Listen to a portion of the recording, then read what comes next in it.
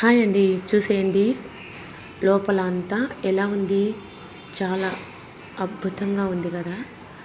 నాకైతే స్టార్టింగ్ ఎంట్రన్స్లోని గోవిందనామాలుతో చాలా బాగుందండి. చాలా ప్రశాంతంగా ఉంది. నాకైతే అక్కడే ఉంటామనిపించింది. ఇక్కడైతే టెంకాయ కొడతారంట.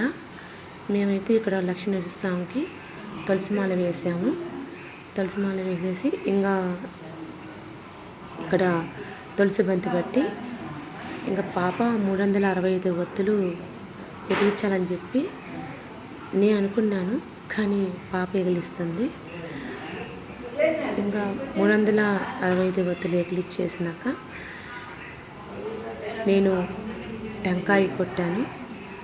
టెంకాయ కొట్టినాక ఇంకేముందంటే హారతి తీసేసుకొని ఇంకా లోపల దర్శనానికి వెళ్ళాలి కదా.